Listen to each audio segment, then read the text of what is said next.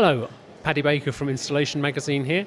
I'm at the Engage Works Flux Lounge at the AVMI Digital Transformation in the Workplace event, and with me is Amelia Kallman, who is the Global Head of Innovation at Engage Works. Yes, hi.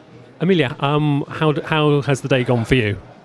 Oh, it's gone really well, yeah. It's been really exciting to bring AVMI, Microsoft, and Engage Works together. We have a lot of overlap in what we do, and it's really great to see how many people are excited about the Surface Hub and the HoloLens and all the ways that we can transform businesses to make sure that they have the right tools to lead them into the future. At Engage Works, you've got a lot of different technologies, and you're involved in showing those technologies to different kinds of companies and people. What are the keys to getting employee engagement with any kind of new technology, would you say?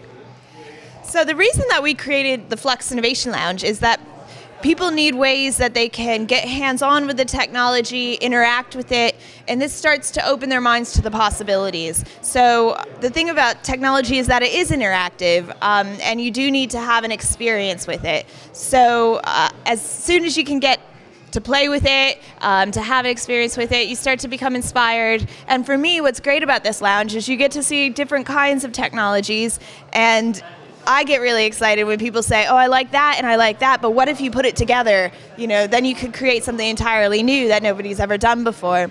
So that gets me really excited. Now, you mentioned earlier today, you told the audience about the difference between augmented, virtual and mixed reality.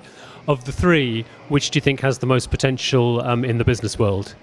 Oh, that's a good question. I think they all have different areas of expertise. So with mixed reality, why I love it personally is that it doesn't take you out of the environment. We can still look each other in the eye, have a conversation. We're still collaborating, communicating. We just have another layer of reality over the space. So a 3D interactive 360-degree hologram, and then you can start to interact with these, manipulate these. So the possibilities there transcend geographic barriers, also monetary barriers. So if, for instance, I wanted to teach you how to take apart an engine and put it back together, I don't have to have an airplane engine in my hands, you know, but we can still have that experience together. So that's why I love mixed reality. Virtual reality is a great at-home solution. So when you're maybe not,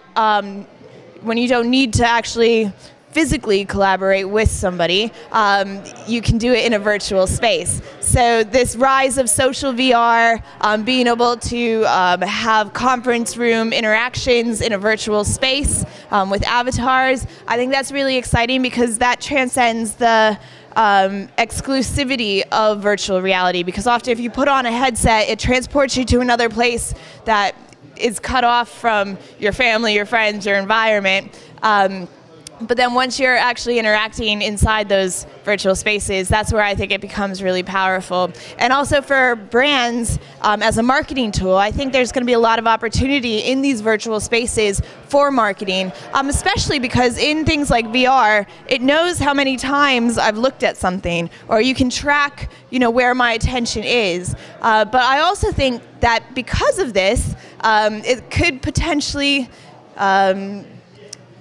it needs to have some rules around it. Like we have rules around robotics, I think we need to have some rules around virtual reality because we don't actually know the long-term effects of it yet.